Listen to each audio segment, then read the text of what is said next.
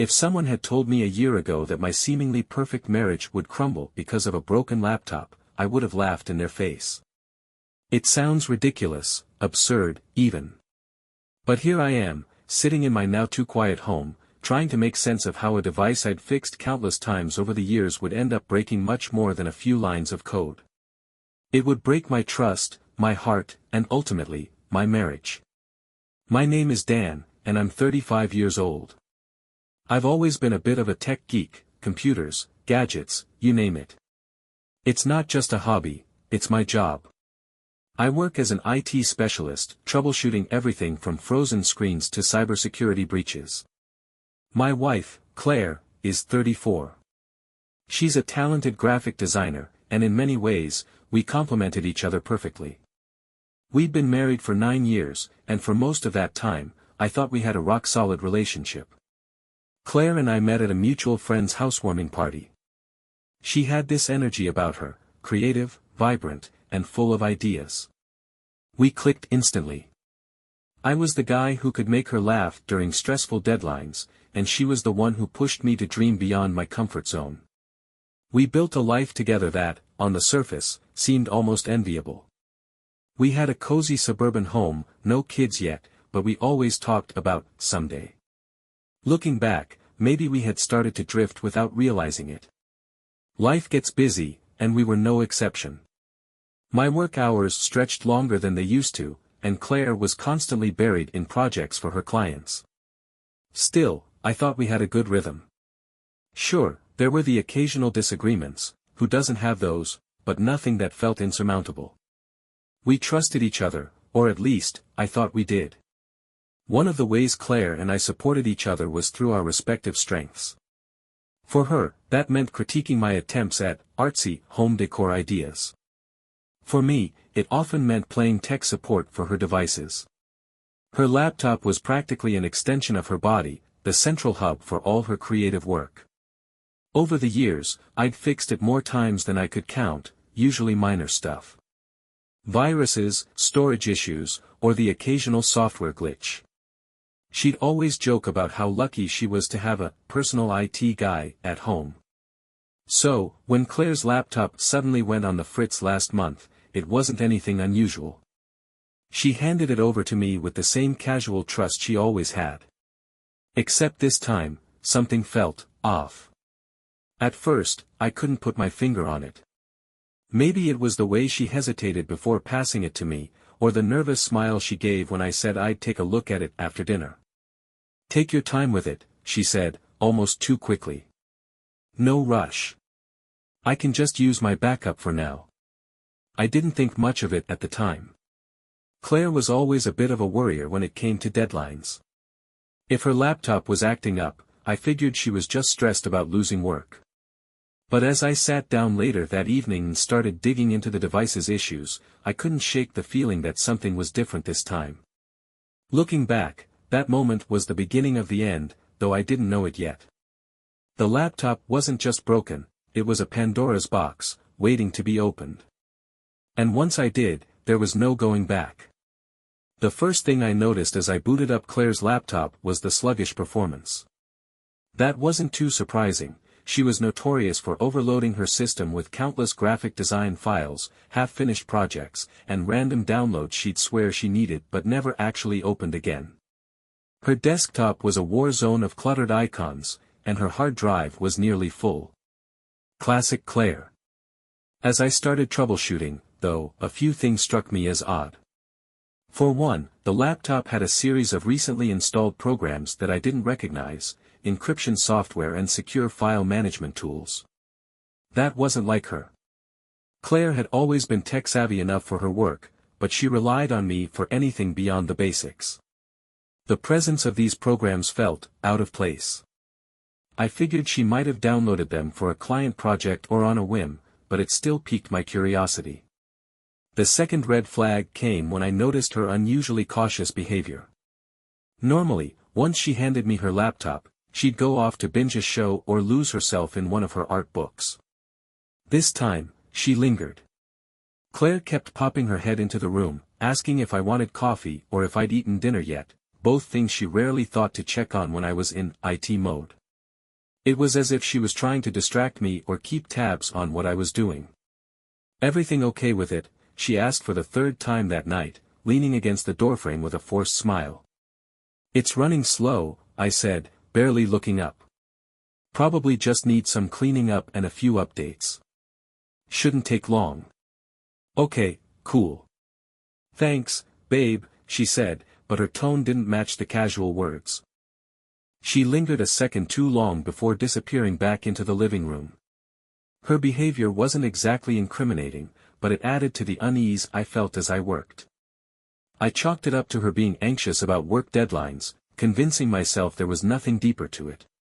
Still, something didn't sit right. As I dug further into the system, I noticed a folder buried in an obscure location, deep in a maze of subfolders that seemed intentionally organized to keep prying eyes away. The folder was encrypted, requiring a password to open it. At first, I assumed it was work-related. Maybe Claire had a high-profile client who needed confidentiality. It wasn't uncommon for her to sign non-disclosure agreements or handle sensitive projects. But as I sat there staring at the locked folder, a question began to gnaw at me: why hadn't she mentioned it?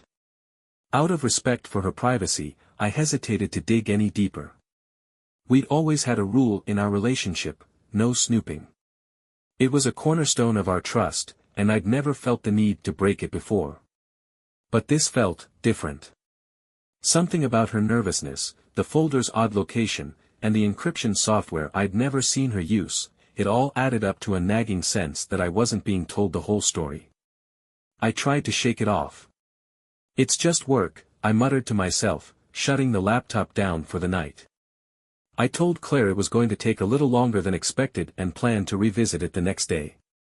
"Take your time," she said, her voice almost too cheerful. "No rush at all."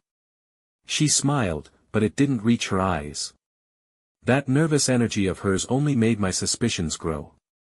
Something wasn't right, and though I didn't want to admit it to myself, I was already questioning whether I should let it go or find out the truth. The next day, I sat down with Claire's laptop again, determined to focus on fixing the performance issues and ignore the encrypted folder.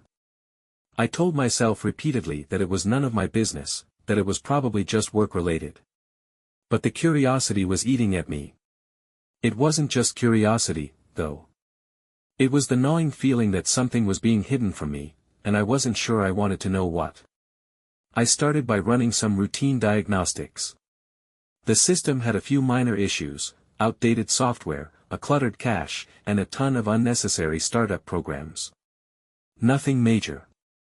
I cleaned it up, rebooted the machine, and ran a final scan. Everything seemed fine. Then, as I was about to shut it down, my cursor hovered over that folder again. The encrypted folder's name was innocuous, just a string of random characters, like X7J3K2. It could have been anything, but the deliberate naming and placement made it clear that it wasn't meant to be stumbled upon. My mind started spinning with possibilities. If it was a work project, why didn't Claire just say so? She was usually open about her assignments, often chatting about her clients or brainstorming ideas with me over dinner. My gut told me I had to open it. I rationalized my decision in every way I could. If it was truly work-related, there wouldn't be anything to worry about. If it wasn't, then maybe there was something I needed to know. Claire had been acting strange, and this might explain why. I pulled up a password recovery tool I'd used in the past for locked files. It wasn't the most ethical move, but it was effective. It took about 15 minutes to crack the encryption, during which my heartbeat seemed to echo louder with every second. When the folder finally unlocked, I hesitated for a moment before clicking it open. Inside, there were several subfolders, all labeled by dates. The most recent one was from a few weeks ago. My hands felt clammy as I clicked on it. At first, the contents didn't seem too alarming: photos, documents, and screenshots. But as I scrolled through, the reality hit me like a punch to the gut. The photos weren't just casual snapshots. They were intimate. Claire was in several of them, laughing, smiling, and looking far too close to another man. They weren't overtly explicit, but they didn't need to be. The way she leaned into him, the way he touched her, it was all there in the body language. Then came the messages. I opened one of the text files and immediately regretted it. It was a long string of saved messages, clearly from some kind of messaging app. The exchanges were flirtatious at first, full of playful banter. But as I scrolled further, they became more serious, more passionate, and unmistakably romantic. My stomach churned as I realized this wasn't just a one-time lapse in judgment. The messages went back months, possibly even longer. The timestamps aligned with periods when I thought everything was fine. While I was working late or spending weekends fixing up the house, Claire had been doing this. I couldn't stop myself. I kept clicking through the folders, each one revealing more damning evidence. There were videos, too, though I couldn't bring myself to watch them. My imagination filled in the blanks, painting pictures I didn't want to see but couldn't escape. One name kept appearing in the messages, Rob. I racked my brain, trying to place it. Was he a colleague? A client? A friend? The name didn't ring a bell, but it was clear he wasn't a stranger to Claire. As the shock began to wear off, it was replaced by a searing anger. I felt betrayed, humiliated, and utterly blindsided. How could she do this? How long had this been going on, and how had I been so oblivious? I stared at the screen for what felt like hours, my mind racing through a whirlwind of emotions. There was no denying it now. Claire had been unfaithful, and the evidence was staring me in the face. My hands were trembling as I closed the folder and shut down the laptop. I didn't know what I was going to do next, but one thing was certain, I couldn't ignore this. My marriage, the life I thought I'd built with Claire, had just been shattered in the span of a few hours. The rest of the day passed in a haze. I couldn't concentrate on anything, work, eating, even thinking straight. My mind replayed the images and messages I'd seen, each one like a dagger to the heart. I'd always thought of myself as a calm, level-headed guy, someone who could handle tough situations rationally. But this? This was something else entirely. I paced the house for what felt like hours, replaying the past few months in my head, looking for signs I'd missed. Claire's late nights, the sudden trips to meet a client, or the times she seemed unusually cheerful when she came home, all of it now seemed glaringly obvious. How had I been so blind? I felt foolish, like I'd been living in some kind of bubble, completely oblivious to the cracks forming in our marriage. For 9 years, I thought we had something real, something solid. Sure, we weren't perfect, but who is? We argued occasionally, mostly about small things like whose turn it was to clean the kitchen or how often I worked late. But this was beyond anything I could have imagined. I kept telling myself that there had to be some kind of explanation, something that would make this all make sense. Maybe it wasn't what it looked like. Maybe Rob was just a friend, and those messages were being taken out of context. But no matter how hard I tried to convince myself otherwise, the evidence was too clear to ignore. The hardest part wasn't the betrayal itself, it was the realization that the person I trusted most in the world had been lying to me. Claire wasn't just my wife, she was my confidant, my partner, the person I turned to when life got tough. And now, all of that felt like a lie. The hours ticked by, and I still hadn't figured out what to do. Should I confront her immediately? Should I wait and gather more information? Should I even give her a chance to explain? The questions swirled in my head, each one more overwhelming than the last. When Claire came home that evening, I felt a surge of panic. She walked through the door with her usual bright smile, carrying a bag of takeout and chatting about her day like nothing was wrong. "Hey, babe," she said, placing the food on the counter. "I figured we could have a lazy dinner tonight. Work was exhausting." I mumbled something in response, barely able to meet her eyes. She didn't seem to notice my unease, too preoccupied with unpacking the containers and setting the table. As we sat down to eat, I couldn't help but study her face. She looked so normal. So familiar. It was almost impossible to reconcile the woman sitting across from me with the one in those photos and messages. Was she really capable of this? Of leading this double life? The meal passed in uncomfortable silence on my end, though Claire seemed oblivious. She chatted about her clients, her latest projects, and some funny meme she'd seen online. I nodded along, trying to mask the storm brewing inside me. After dinner, she kissed me on the cheek and headed to the living room to unwind with her favorite show. I sat at the table, staring blankly at my plate, my appetite long gone. The weight of what I discovered pressed down on me, suffocating and unrelenting. I needed to confront her. I couldn't sit on this any longer. But as I stood up and walked toward the living room, I hesitated. What would I even say? How would I start? The words felt stuck in my throat, my emotions a tangled mess of anger, heartbreak, and confusion. I retreated to our bedroom instead, my head spinning with indecision. One thing was clear, though, whatever happened next, our marriage would never be the same. The next morning, I woke up with a knot in my stomach. I hadn't slept much, how could I? My mind had been racing all night, torn between anger and disbelief. Part of me wanted to let the storm of emotions consume me, to lash out, to demand answers right then and there. But another part of me hesitated. Once I confronted Claire, there would be no going back. Whatever illusions I had about our marriage would be shattered for good. Claire was already up, moving about the kitchen as she prepared breakfast. I lingered in the hallway for a moment, watching her as she flipped pancakes and hummed along to a song on her phone. She looked so carefree, so at ease. It almost made me doubt everything I'd seen on her laptop. Almost. Finally, I stepped into the room, my heart pounding. Claire, we need to talk. She looked up from the stove, her expression shifting to one of mild concern. What's up? You okay? I need to ask you something, I said, trying to keep my voice steady. And I want you to be completely honest with me. Her brow furrowed, and she turned off the burner, giving me her full attention. Of course. What's going on?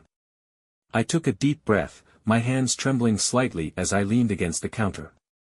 I was working on your laptop yesterday, I began, choosing my words carefully. While I was fixing it, I came across something that doesn't make sense. Her face froze for a split second, a flicker of something I couldn't quite place, but she quickly composed herself. What do you mean? What did you find? There was an encrypted folder, I said, watching her closely for any reaction. I unlocked it. Her eyes widened, and for the first time, I saw genuine panic flash across her face. You went into my personal files. I fixed your laptop, Claire. And what I found in that folder, I paused, struggling to keep my emotions in check. Who is Rob? Her face went pale, and she took a step back, leaning against the counter for support. She opened her mouth to speak but no words came out. The silence between us was deafening, stretching on for what felt like an eternity. Answer me, I said, my voice firmer now. Who is he? Claire's shoulders slumped, and she covered her face with her hands. Dan. I didn't want you to find out this way. So it's true, I said, my voice cracking. You've been cheating on me. Tears welled up in her eyes as she shook her head, but I couldn't tell if it was from regret or because she'd been caught. It's not what you think, she said weakly. Not what I think. I snapped, my anger finally boiling over. Claire, I saw the pictures. I read the messages. How long has this been going on? How long have you been lying to me? She broke down then, sobbing into her hands. It started a few months ago, she admitted between tears. I didn't mean for it to happen. I swear, Dan, it was never supposed to go this far. Her words felt like daggers, each one cutting deeper than the last. Why? I asked, my voice trembling with both fury and heartbreak. Why would you do this to us? To me? I don't know, she said, her voice barely above a whisper. I was lonely. You've been so busy with work, and I felt like we were drifting apart. Rob was someone who noticed me, who made me feel special again. I stared at her, unable to comprehend what I was hearing. Lonely? Claire, we've been married for 9 years. If you were feeling that way, why didn't you talk to me? Why didn't you say something instead of this? I didn't know how to, she said, tears streaming down her face. And then it just happened. I wasn't thinking. I was stupid, and I made a terrible mistake. Please, Dan, I'm so sorry. Her apology felt hollow, like it couldn't possibly bridge the chasm that had just opened between us. I wanted to scream, to throw something, to make her feel even a fraction of the pain I was feeling. But instead, I just stood there, frozen in place, trying to process the enormity of what she'd done. I need some air, I finally said, my voice barely audible. Without waiting for a response, I grabbed my jacket and walked out the door, leaving her sobbing in the kitchen. As I stepped outside, the cold morning air hit me like a slap to the face, but it did little to clear the storm raging inside me. My world had just been turned upside down, and I had no idea where to go from here. I wandered aimlessly for hours, my thoughts a tangled mess of anger, sadness, and confusion. The crisp morning air that had initially felt bracing now just felt cold and unwelcoming. I tried to make sense of everything Claire had said, but it only deepened the ache in my chest. Lonely. She'd felt lonely. The word rattled around in my head like a cruel joke. How could she have felt lonely when we lived under the same roof, shared meals, shared a bed? How could she not have just talked to me? I thought about all the times I'd asked her if she was okay, if something was bothering her. She always said she was fine. Now I was left with this mess, my trust in her completely shattered. Eventually, I found myself sitting on a park bench, watching a group of kids play on the swings. Their laughter felt distant, like it was coming from another world entirely. I kept pulling my phone out of my pocket, staring at the screen, but I couldn't bring myself to do anything. I couldn't call her, couldn't text anyone. What would I even say? By the time I finally walked back home, the sun was starting to dip lower in the sky. My hands were numb from the cold, but the thought of returning to the house made me feel even colder. When I opened the door, the silence inside was deafening. Claire was sitting on the couch, her face red and blotchy from crying. She looked up at me, her expression a mix of relief and dread. Dan, she said softly, standing as if to approach me. Don't, I said, holding up a hand. Don't come near me. She froze, biting her lip, and sank back onto the couch. I could see she wanted to say something, but I wasn't ready to hear it. Not yet. I went straight to the bedroom and closed the door, leaving her in the silence of the living room. Sitting on the edge of the bed, I tried to sort through my emotions. I felt a burning need to understand what had gone wrong, but at the same time, I wasn't sure I wanted the answers.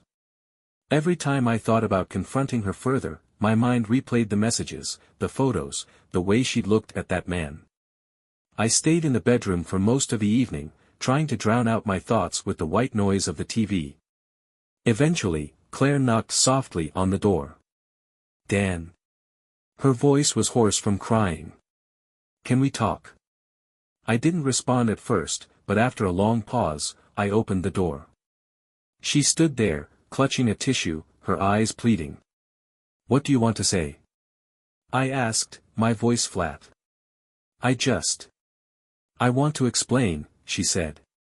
I need you to know how sorry I am. What I did, it was wrong, and there's no excuse for it. But I want to fix this. I want us to work through it. I scoffed, shaking my head. Work through it? Claire, you cheated on me. You didn't just have some one-time lapse in judgment, you carried on a months-long affair. You lied to me, every single day. How do you expect me to work through that? I don't know, she admitted, tears spilling down her cheeks. But I'll do whatever it takes. I'll go to therapy, I'll cut all ties with Rob, anything you want. Please, Dan, I love you. I don't want to lose you. Her words sounded desperate, but they didn't feel like enough. Love? If she loved me, how could she have done this? The disconnect between her actions and her words was too great to ignore. I need time, I said finally. I can't just decide right now. I need to think. She nodded, wiping her tears. Take all the time you need.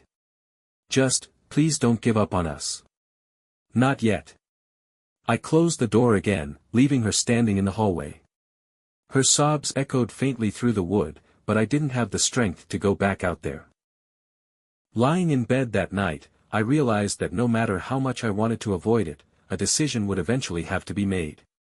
But what that decision would be, I still didn't know. All I knew was that the life I thought I had was gone, and there was no going back to the way things used to be. The next few days passed in a blur of tension and half-hearted conversations. Claire was doing everything she could to bridge the chasm between us, but I wasn't ready to meet her halfway. Every time she tried to talk, I'd find an excuse to avoid the conversation. I couldn't look at her without seeing those photos or hearing her words. I felt lonely. She suggested counseling more than once, and though I nodded along, I hadn't committed to anything. I didn't know if I even wanted to fix things. But 9 years of marriage is a long time, and the thought of throwing it all away without trying at least once weighed heavily on me. One evening, she came into the bedroom while I was scrolling aimlessly through my phone. She sat on the edge of the bed, leaving a noticeable gap between us, as though she was afraid to get too close. Dan, she began, her voice tentative, I reached out to a therapist. They specialize in couples dealing with infidelity. I thought, maybe we could try. I set my phone down and looked at her. She seemed smaller somehow, like the weight of everything was physically shrinking her. Her shoulders were hunched, and her eyes, swollen from days of crying, were full of hope that I wasn't sure I could fulfill. Okay, I said after a long pause. Her eyes widened, a glimmer of relief breaking through her sadness. Okay. We can try, I clarified, my tone heavy with doubt. But Claire, I'm not making any promises. I don't know if I can get past this. I understand, she said quickly. I know it's going to take time. I want to do whatever it takes to make this right. The next week, we went to our first therapy session. The therapist, a calm and composed woman named Dr. Patel, welcomed us into her office with a warm smile. The room was inviting, decorated with soft lighting and comfortable furniture, but I still felt like I was walking into enemy territory. Claire spoke first, her voice trembling as she recounted her feelings of loneliness and how the affair had started.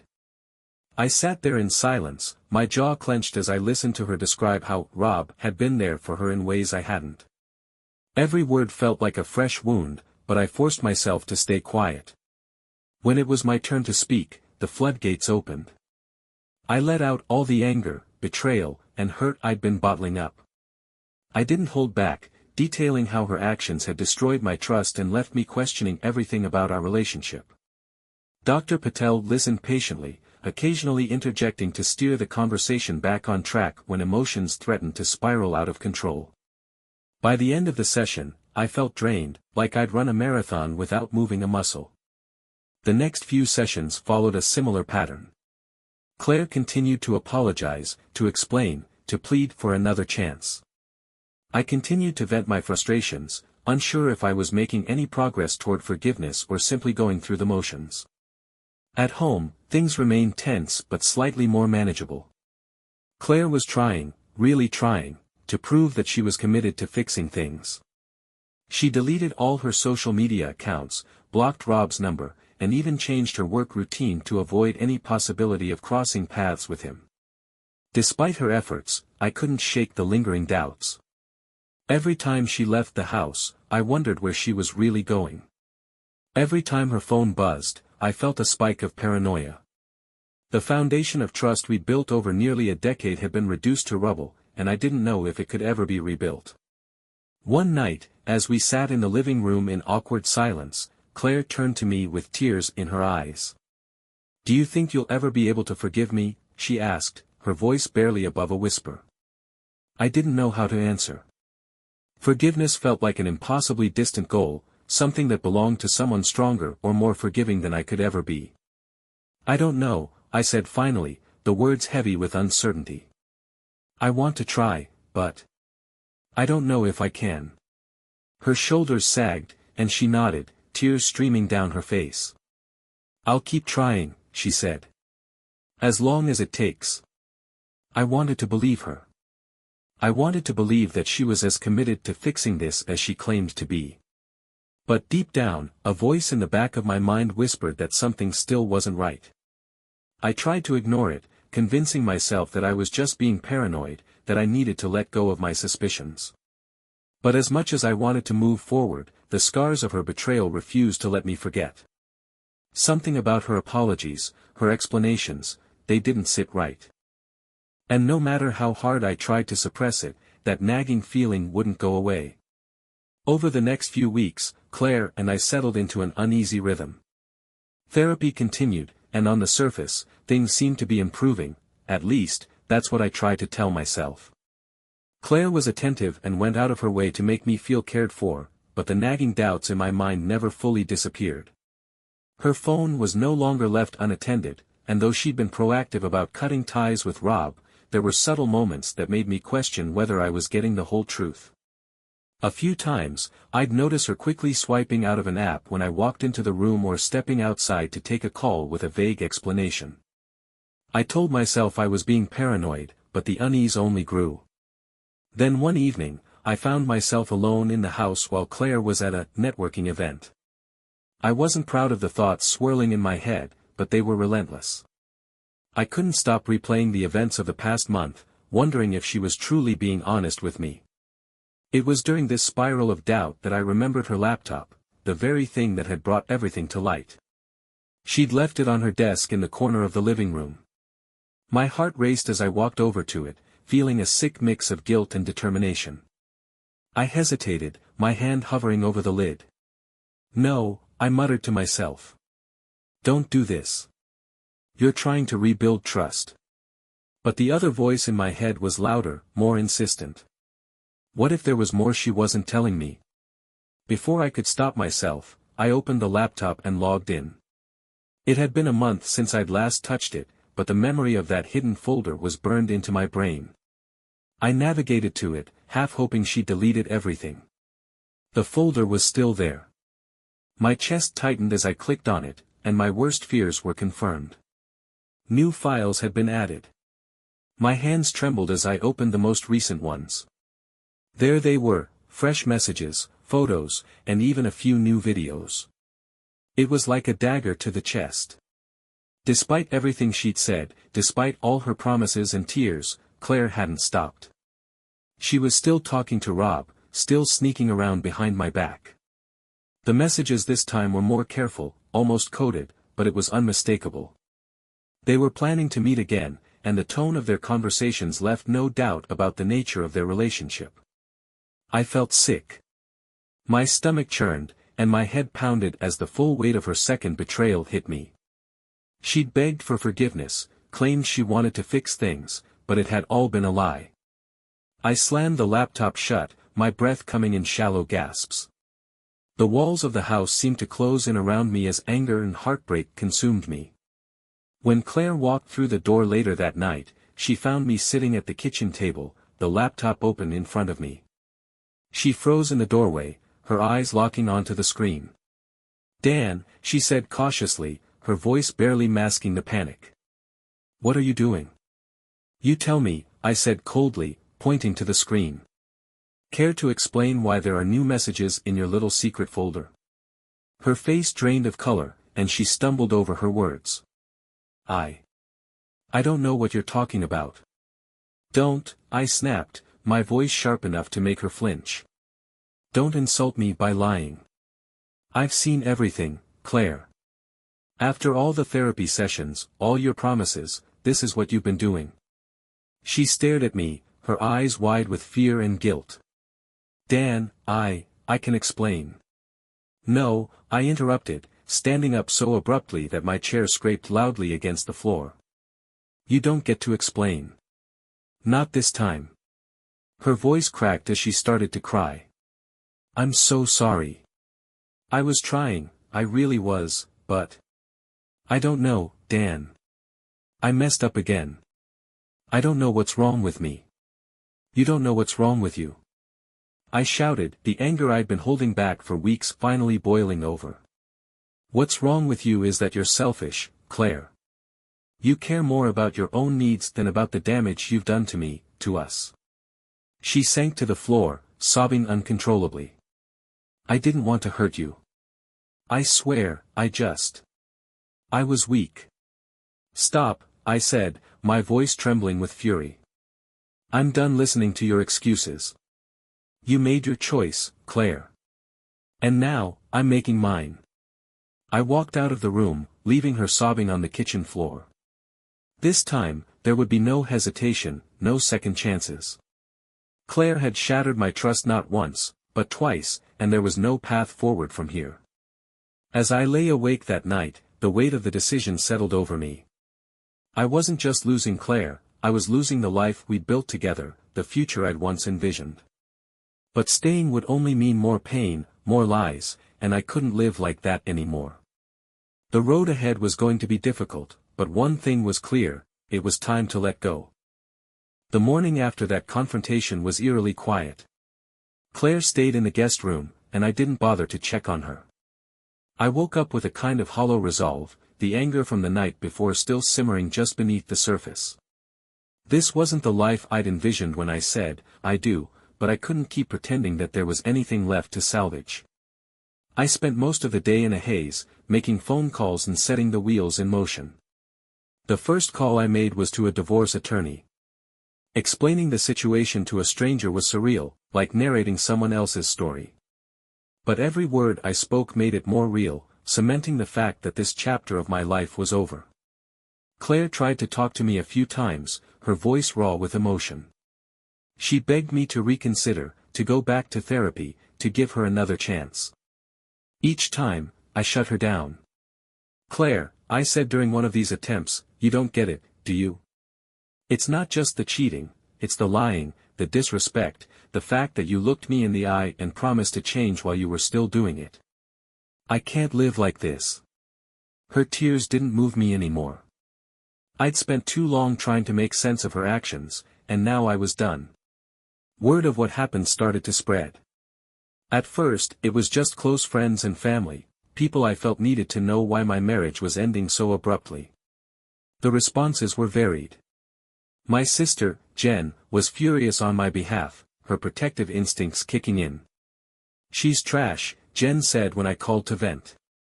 You don't deserve this, Dan. You've been nothing but good to her.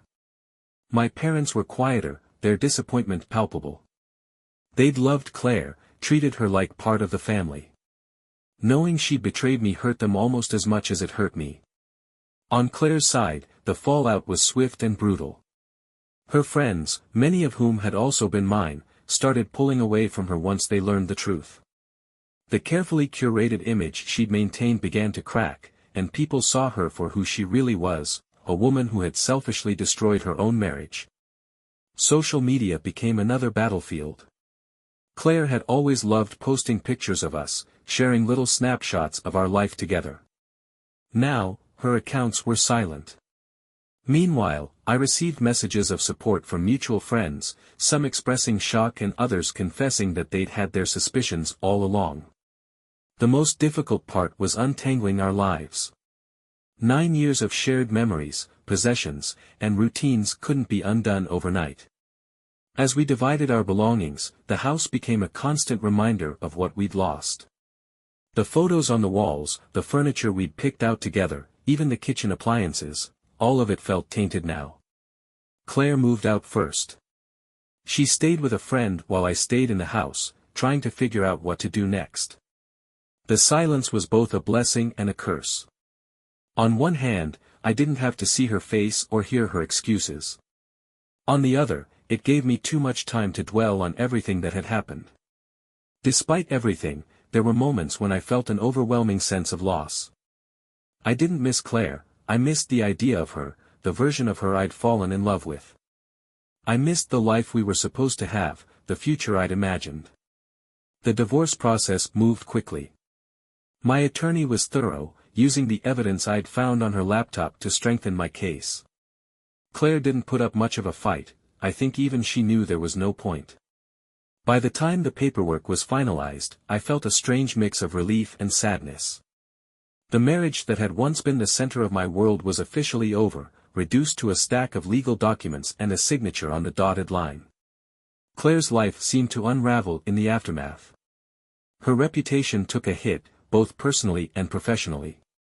Some of her clients dropped her, unwilling to work with someone whose personal drama had become so public. I heard through mutual friends that she was struggling, but I couldn't bring myself to care. She'd made her choices, and now she had to live with the consequences. As for me, I was left with a clean slate, albeit one I hadn't asked for. The road ahead felt daunting, but I knew I had no choice but to keep moving forward. For the first time in a long time, I wasn't looking backward anymore.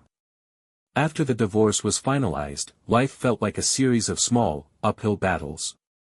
Every day presented a new challenge, sorting through old memories, rebuilding a routine, and rediscovering who I was without Claire. For 9 years, I'd been part of a unit, a husband. Now, I was just Dan. The first step was tackling the house. Claire had taken a few of her belongings when she moved out, but much of her presence lingered. Her favorite throw blanket on the couch, the coffee mugs she loved, the books on the shelf, all of it felt like a weight, dragging me back into the past. One Saturday, I decided it was time for a purge. I gathered everything that reminded me of her into a box, photos, trinkets, even a few pieces of furniture. It was cathartic, in a way, to pack it all away and reclaim the space as my own. I started making changes. The walls got a fresh coat of paint, the furniture was rearranged, and I replaced the art she'd picked with pieces that felt more like me. It wasn't just about redecorating, it was about creating a home that didn't feel haunted by what I'd lost. Work became my anchor during those early months. My job had always been demanding, but now I threw myself into it with a new level of focus. My coworkers noticed the change, offering polite encouragement but never prying into the reasons behind it. I appreciated their discretion. Outside of work, I started picking up hobbies I'd neglected during my marriage. I dusted off my old guitar, joining a local music group that met once a week. It felt good to create something again, to channel my emotions into something productive. Friends and family played a huge role in my recovery. My sister, Jen, made it her mission to check on me regularly, whether it was a phone call, a text, or an impromptu visit with takeout. My parents were supportive in their own quiet way, offering me a place to stay if I ever needed a break from the house. But the most surprising source of support came from an unlikely place, a coworker named Eric. We'd worked together for years but had never been particularly close. When he heard about my divorce, he invited me out for a drink after work. "I've been there, man," he said as we sat at the bar, nursing our beers. "It sucks, but it gets better. You just have to give yourself time."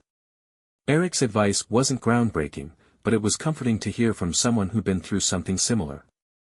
He encouraged me to get out more, to meet new people and rebuild my social life. At first, I resisted. The idea of dating again was laughable, I wasn't anywhere near ready for that. But over time, I started to open up to the idea of meeting new people, even if it was just to make friends. I joined a local hiking group, something I'd always wanted to do but never had the time for. The fresh air and physical activity were a welcome escape from the confines of my house and the weight of my thoughts. Through the group, I met people who didn't know me as Dan the husband or Dan the IT guy. They just knew me as Dan, a guy who loved the outdoors and was trying to rebuild his life. It wasn't easy. There were days when the weight of the past felt too heavy to bear, when I found myself scrolling through old photos or replaying arguments in my head. But those days became less frequent as time went on. I began to see the divorce not just as an ending, but as a new beginning. It was a chance to rediscover myself, to learn what I wanted out of life and what I deserved in a partner.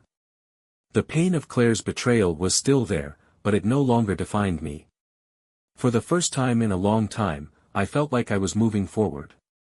And even though the road ahead was uncertain, I was determined to walk it with my head held high. As the months went by, the grip of the past slowly loosened. I found myself smiling more, laughing even, in ways I hadn't in a long time. Life wasn't perfect, and there were still moments of sadness, but the days of being consumed by grief and anger felt farther away. Work was steady, my hobbies were thriving, and my circle of friends grew wider. My hiking group had become a regular part of my routine, and I started developing new friendships there. One member, in particular, stood out, a woman named Rachel. Rachel was different from Claire in almost every way. Where Claire had been vibrant and dramatic, Rachel was calm and steady. She had a warmth about her, an easy smile and a quiet confidence that made her approachable. We started chatting on hikes, and soon those conversations extended to coffee after our group outings. I was hesitant at first, unsure if I was ready for anything beyond friendship. But Rachel wasn't in a rush, and that made all the difference. She didn't push, didn't pry. She simply listened when I shared my story, offering words of encouragement and understanding without judgment. One afternoon, as we sat on a park bench overlooking a lake, Rachel said something that stuck with me. "Dan," she began, "I can't imagine how hard it's been for you to go through what you did. But you're here now, and that says a lot about your strength. You didn't let it break you." Her words struck a chord. For so long, I'd felt defined by what had happened, by Claire's betrayal and the collapse of my marriage. But Rachel was right, I was still standing. I'd survived, and that was something to be proud of. Our friendship eventually grew into something more. It wasn't a whirlwind romance like I'd experienced with Claire, it was quieter, steadier, built on mutual respect and understanding. Rachel knew about my scars, and she never made me feel like I had to hide them. Outside of my personal life, I continued to focus on my career. I took on new projects, attended conferences, and even got a promotion. The confidence I'd regained in my personal life seemed to carry over into my work, and for the first time in years, I felt truly proud of my accomplishments. As I moved forward, I began to reflect on the lessons I'd learned from my marriage and its aftermath. Trust, I realized, was the cornerstone of any relationship. Without it, even the strongest bond could crumble. I also learned the importance of communication, real, honest communication. If Claire and I had been able to talk openly about our struggles, maybe things would have turned out differently. But the most important lesson was about self-respect. For too long, I'd ignored the signs, made excuses, and stayed in a situation that wasn't healthy. Learning to prioritize my own well-being and set boundaries was a hard-won victory, but one I knew I'd carry with me forever. Claire and I no longer spoke. The last time I saw her was at the courthouse, when we finalized our divorce. She looked tired, worn down by the weight of her choices. Part of me pitied her, but I didn't let that pity consume me. She'd made her decisions, and I'd made mine. Now, as I looked toward the future, I felt something I hadn't felt in a long time, hope. Life wasn't perfect, but it was mine to rebuild, piece by piece. And for the first time in a long time, I was excited to see where the journey would take me. It's strange how life has a way of surprising you. A year ago, I was sitting in the ruins of my marriage, consumed by betrayal and heartbreak. Now, as I sit in the same house, though it feels entirely different, I can finally breathe freely. Looking back, it's almost impossible to recognize the person I was then. I was a man who had tied his identity to a relationship, who had ignored the warning signs and trusted too easily. But that version of me no longer exists. I've grown in ways I never thought possible, and while the road here was painful, I wouldn't trade the lessons I've learned. The biggest takeaway from all of this? Trust is sacred. It's not just a foundation for relationships, it's a foundation for your own peace of mind. Once it's broken, the cracks run deep, and no amount of effort can truly erase them. I also learned that love isn't just about the grand gestures or the good times, it's about showing up, day after day, even when things get hard. But perhaps the most profound lesson was learning to value myself. For years, I put my marriage and my role as a husband above my own needs and happiness. Losing that marriage forced me to confront who I was, what I wanted, and what I deserved. It was a painful process, but one that gave me clarity. Claire's betrayal will always be a scar on my heart, but scars don't hurt forever. They're reminders of what you've endured, proof that you've survived. And survive I did. Rachel has been a big part of my healing journey. What started as a friendship grew into something I never expected, a partnership built on mutual respect, honesty, and trust. She's taught me that it's okay to take things slow, to be cautious but open. For the first time in a long time, I feel like I can love and be loved in a healthy, balanced way. The house, once a symbol of pain and loss, has transformed into a space that feels like mine again. Every corner holds something new, furniture I picked out, art I chose, memories I'm making. It's no longer a reminder of what I lost, but a celebration of what I've rebuilt. I often think about the version of me who sat at that kitchen table, staring at Claire's laptop with his heart in pieces. If I could speak to him now, I'd tell him this. It's going to hurt like hell, but you'll get through it. You'll come out stronger, wiser, and more confident than you've ever been. And one day, you'll look back and realize that this isn't the end of your story, it's just the beginning. Life is unpredictable, messy, and often unfair. But it's also full of second chances, unexpected connections, and the ability to grow in ways you never thought possible. I've learned that even in the face of heartbreak, there's always hope. So here I am, looking toward the future with open eyes and a hopeful heart. I don't know what's ahead, but for the first time in a long time, I'm excited to find out. And as for Claire, I wish her well, but I've left her in my past, right where she belongs.